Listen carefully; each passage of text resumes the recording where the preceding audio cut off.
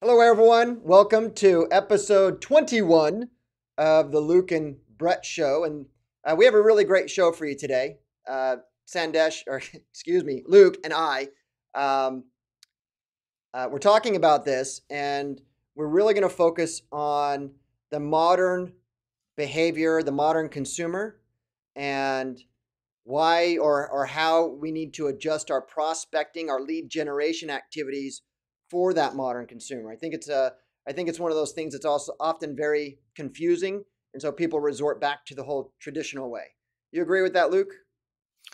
Yeah, I mean, there's the path of least resistance, what feels normal or just easy type of a thing, and familiar is easy, and that's a natural regression for sure.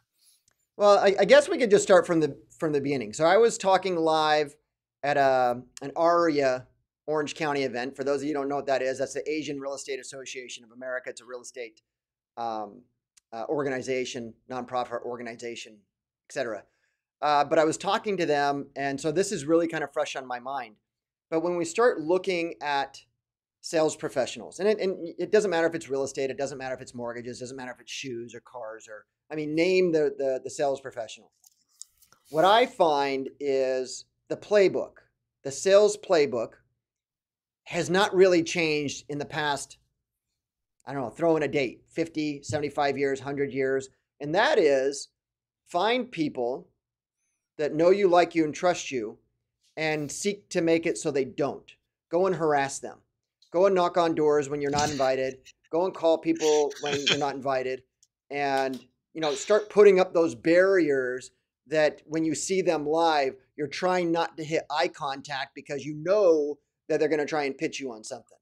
That's Right? I mean, funny. isn't that has that changed really? I mean, even today, the curriculum is even with all the laws and all of the data that we have on consumers that they don't want to be called, they don't want people to show up on their doorstep unannounced. Even with all of that, that is like the primary training curriculum. Would you agree with that? Yeah, I mean when you mentioned that, it seemed, I mean, the whole MLM came to mind, where it was like Yeah. you're trying to avoid people in public. Like, yeah, I called you, 30 times. Um, but yeah, and I think it's for a lot of part, it's like a low cost, repeatable process that most companies and businesses can give out to people, that doesn't require a ton of you know investment from them as a business to for business growth. So I think that's there's a two pronged thing there in that regards. And I have to say is that you and I both came up on that model. We still believe in prospecting. The thing is with prospecting in the traditional format is that it will always work. Now it's not as effective as it was when I got into the business 25 years ago. When I say that is that people were more receptive, more people answered their phones. Right. So from an efficiency standpoint, it's not as efficient or effective as it once been, but because it's a numbers game, you will get business that way. But you have to it's probably two times the effort now than what it was when I first got into the business. But here's the thing with that is that we can't discount it 100% because a lot of people who get in new into sales, doesn't matter what industry, just choose the industry, they get into it without a large budget. They get into it they look at it as a means to income and not necessarily as a they're investing like a business. So they don't have a whole lot of capital. And when you don't have a whole lot of capital, you have a whole lot of time. You're paying for it one way or the other, with your time or with capital. And if you have more time than you do capital, look, you need to go out and do that. There's really no other way around it. You need to go out, you need to knock on the doors, you need to make those phone calls, you need to make those connections because the other alternative, if you don't have the capital, you can't invest it to do something different, right? So I think that we're both on the same playing field that it's never going away. There is a place for it, but on the same token, while you're doing that, you need to start looking at what the buying behavior is for the consumer and start making it making yourself attractable that way.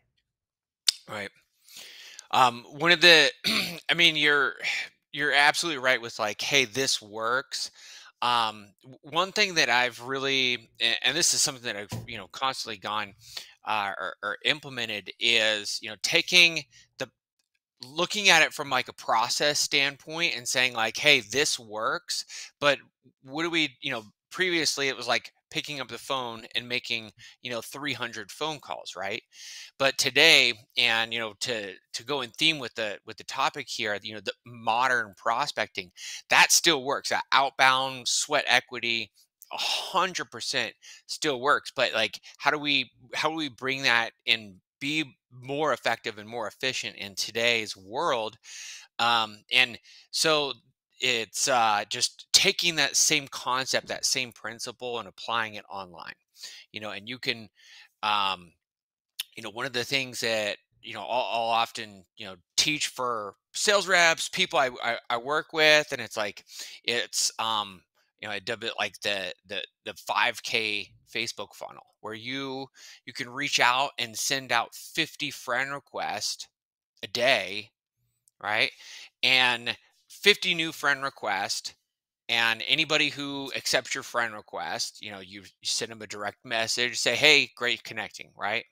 So it's the same concept of doing that outbound effort, but you're just doing it online. You're not doing it on a Facebook, or you're not doing it on the phone itself. You're doing it from your social profiles. And we did a video on that. We call it, what did you call it? The social funnel? The it's the concept is like the profile funnel. The profile Um, funnel. the profile funnel, and so that's, I mean, you have your Facebook, your Instagram, your LinkedIn, same concept, right? It's your digital billboard, it's your person, you're online. You could just you connect with other people, but you're taking it, taking a more modern approach to the prospecting component of that. Where when I think prospecting, you're like, we're talking about digital, modern prospecting. When I think prospecting, I think outbound. Like, I'm going and I'm taking action to go get stuff. Um, where you know that rather than like circle prospecting and making phone calls to homeowners in a certain area, you're reaching out to those homeowners who are in a local Facebook group for for that school district, right? So it's like, hey, I can friend request every mom with a 5-year old kid who's going to this school. Well, and to your point, I mean, I think if we, in fact, I guess I could do that right now. If we look up the definition, so define prospecting, the definition that comes up is search for mineral deposits in place, especially by means of experimental drilling and excavation. So prospecting really kind of comes from what the gold industry. And it really, if you really think about that, people have picks and shovels in the old days. And what they do is they go find and they go just like sifting through dirt to find that nugget of gold. And so you translate that into sales, and you're really doing the same thing. It's your activities of going out and searching for that client who's looking to buy or sell. You're prospecting for them. And so it's not just, I think when people talk about prospecting, because we're in sales, because it's such ingrained into our sales culture, regardless of what you're selling, is that prospecting, you automatically go back into the traditional sales activity of telephone and door knocking, networking events, uh, uh, themes of those natures. But now when we're in 2023, that really has evolved. It hasn't changed, it's evolved. Sales 101 is that you have to go where the people are, and that's where you have to go and share your message. I I have a friend here locally. I don't think you know him, but I have a friend here locally that I ran into this weekend over this at a Super Bowl party, and you go through the normal conversations when you're running into a friend that you haven't seen for a while. It's like, hey, how's business? Because it's Hmm. great. I am hitting my calls. I'm doing my calls, calling around circle prospecting around just this is just sold, and he's has a plan for door knocking. And I said, that's fantastic. I said, but you know what? I got to tell you, that is probably the most inefficient use of your time. And he goes, what do you mean? I said, what you're doing is that we live in a digital environment, and everything that you're doing is working because you're consistent. But you're operating your business on an analog channel. And he goes, what do you mean? I said, well, you can't have a conversation with somebody. You can only have a conversation with people one-on-one. That's it. You knock on a door, someone answers it, you can have a conversation with them. You call on the phone, they answer it, you can have a conversation with them. Now, technology has been able to increase the efficiency, not door knocking, unless you're wearing like rollerblades. You can't really increase the time of delay. But and I'm sure some people do that. But on the telephone, you can get a triple line dialer. Now, you and I talked about maybe doing a real boring video on the rules and the laws governing, telephone prospecting, and we decided not to do that just because it's kind of boring. It's not really exciting. But what we can say is, to my understanding, is if you're doing more than a single line dialer, you're opening yourself up to a lot of legal issues once you get a hold of that person that wants to make an issue out of it.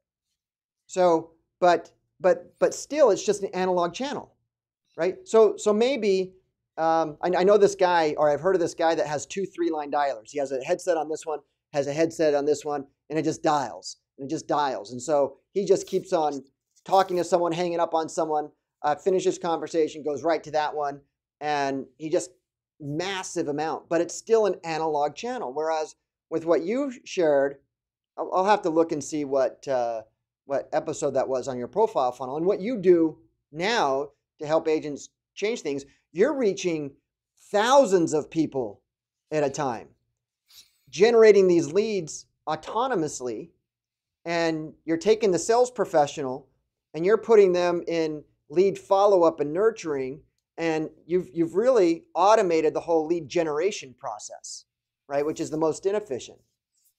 I mean, is that am I right? Is that what you're doing?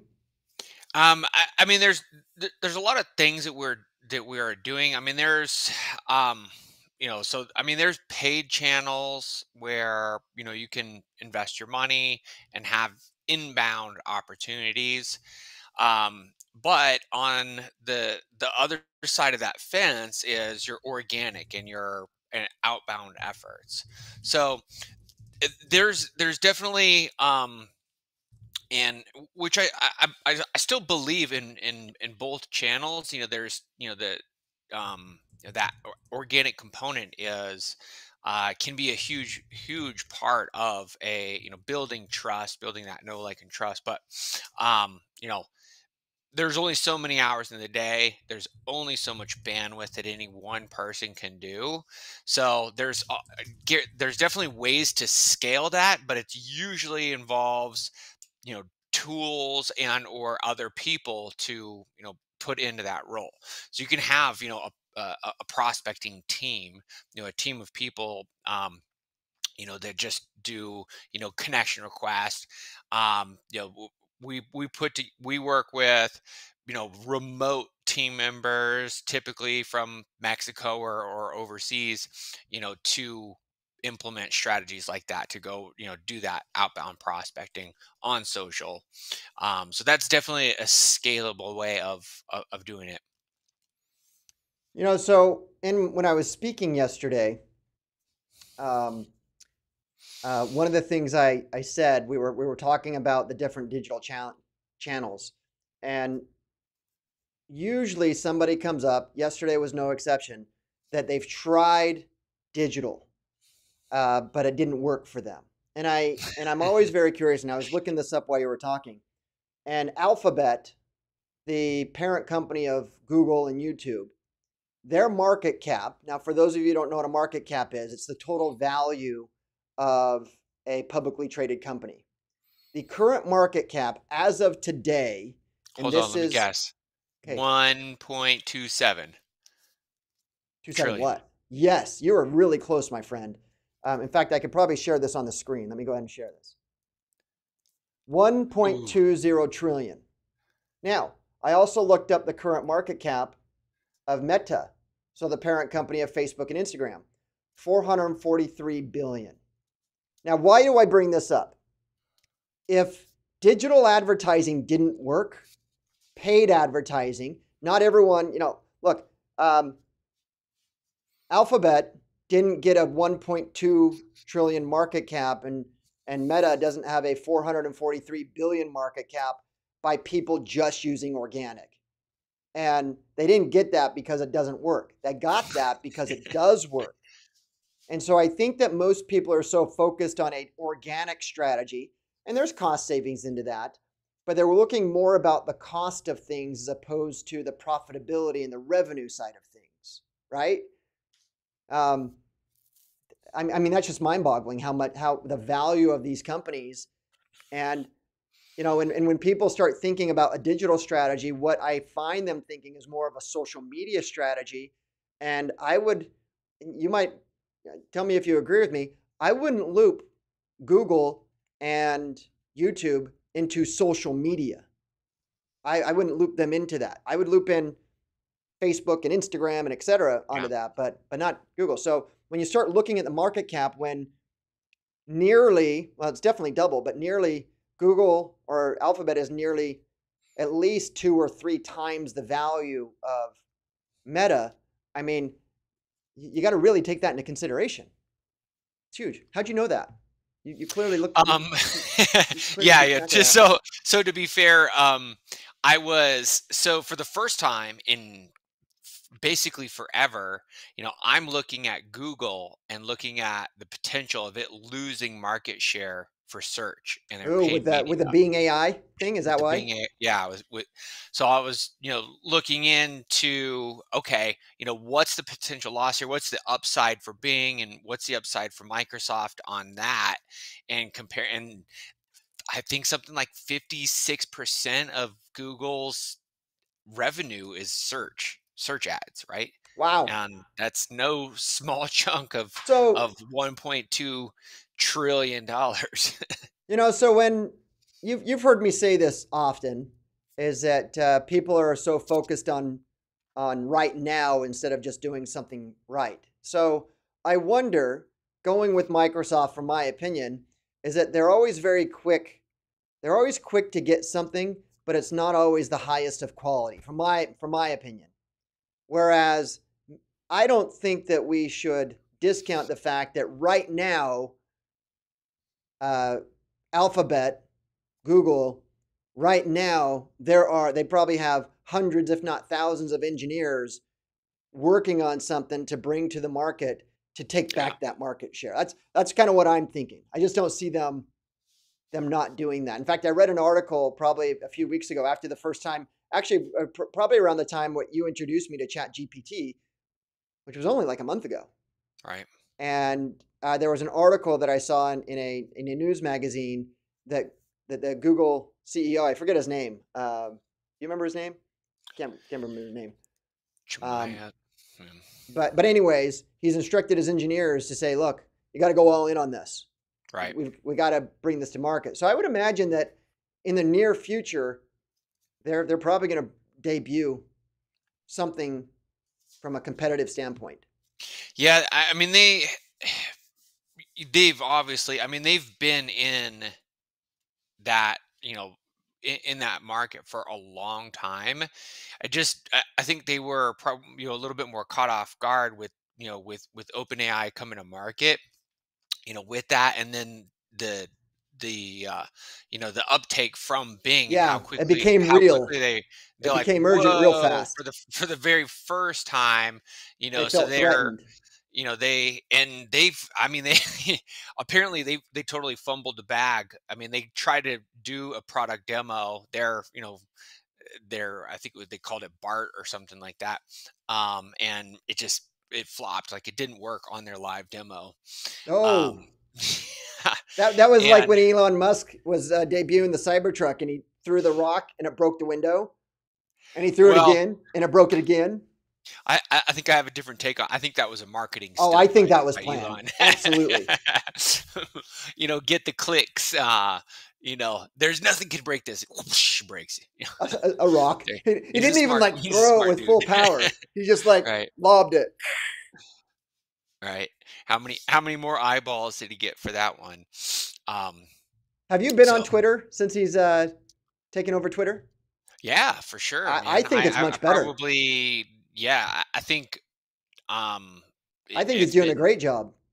yeah, he's absolutely. I saw him post that even though they've reduced the workflow force by like 75%, that Twitter has surpassed for I think for January the most engagement in the history of Twitter. Right. So for those people who are I guess Elon Musk haters, uh, it seems to be that he's turning that thing around. Yeah, I think I mean it's been a super interesting space, since he's come back, and getting to see all the stuff that's coming out from there, from internally that they've been dealing with and all of that stuff. So but here we are, Do totally you off do you topic. have any? Yeah. Let's get us back on the That's topic. all right. I don't So, mind that. do you have any people that you're working with in the real estate and the mortgage side? They're actively doing some sort of Twitter campaign. Um, no, it's I mean, I personally don't even really post on there. I mean, I'm more of a consumer on that side of just information. But it's definitely not out of the realm. Their ad platform is it's just been bad. It's just not. It has not been good. I mean, you know there's a space there, but it's more just really impressions than anything from like big name brands. I think that, which is odd, because I think they have the capacity to really um have a good product there as far as ads are concerned, just because of how, I mean, people are pretty clear. I mean, they put their stuff, I'm so and so, and they have that history, but nothing currently. Not a not a primary traffic source. Facebook and Instagram are just so way too user friendly. Obviously, Google has, you have that intent there. So there really hasn't really been any need for it. You introduced me to a gentleman by the name of Justin Brooke Hmm. a while ago. AdSkills. I have no water, but that sucks. um, you introduced me to Justin Brooks, and he has a program called AdSkills, which Yeah. takes people down the road to do digital advertising. And what he says is that there are four platforms that you could, from a retargeting campaign, there are four platforms that you can cover roughly about 90% of the whole internet. So he said, um, you have Google and YouTube, so the Google ad platform, which is Hmm. Google and YouTube. And then he says the Facebook ad platform, so Facebook and Instagram. Yeah. He said Twitter, and then he said Taboola. And Taboola um, is the ad platform that you can actually that people can monetize their blogs and different Right. ads. And so, um, as from a retargeting campaign structure, if real estate agents and mortgage people or any sales professional, they put a landing page up and they're actually generating leads that way, that's a good way to throw, some money at it, especially if you're focusing on a very small area. I mean, $100 every time somebody hits it for the next 30 days, you can just show up all over the place on the Right. internet. I mean, that's a good idea. Yeah. I mean, pound for pound, retargeting is, it just one of the best ways to stay in front of people. And the cool thing about that is, like, most people don't have a huge audience that they're marketing to, right? Especially, so if you're talking about in the context of a realtor, I mean, we're talking in the thousands of people that are on your database or going to your site, right? So it's not, you can stay in front of those people for just a few bucks a day. Yeah. Yeah. I It's was at, on my speaking thing, I shared my whole styrofoam cup primary Mhm. market area, put it on a map, draw, make your house the center and draw a circle around it. There's your primary area. I said, here's the interesting thing about this is that in that circle, you have expired listings, you have for sale by owner, you have divorces, you have probate, you have defaults. I said, there's all of these things that are happening in that little circle that you don't have to travel across the country to get a deal. Right. You just need to really focus on becoming the go-to person in that area. It's not going to happen overnight, but kind of the subject that we're on when we're starting to talk about social media platforms, Google, Facebook, Instagram, YouTube, Twitter, Taboola. That is one of those things that could for pretty inexpensively, to your point, $2 a day. There's 30 days in most months. Well, actually in every month, but that's what, $60. Yeah, $60 a month. So $100 a month, Yeah. $100 a month, $1,200 a year. You can always stay front and center and have a message in front of people when they're looking for things. Because that's the key, is that they're looking for information. And then you pop up. So I think it's great. And you turned me on to that. You turned me on to that, God, probably a couple years ago. If you guys Yeah. haven't picked up on a lot of things, Luke is the guy that's kind of trudging through the weeds and figuring things out. And then he figures something out. He comes back to me and say, "Hey, Brett, this is really cool that I found." And then I go into it. That's awesome. Well, look, we're 27 minutes in. Is there anything that you want to share as we close this thing up? Man, I mean, we could keep going on and on. I like, I really appreciate, when we get off on these side shoots that, it just, we can go on and on We forever. could go So on and on for days. All right. Well, this is a good natural ending. So let's go ahead and end it right here. Guys, thanks for watching. If you guys have any comments, go ahead and click below, and we will see you next week. Take let's care. rock and roll.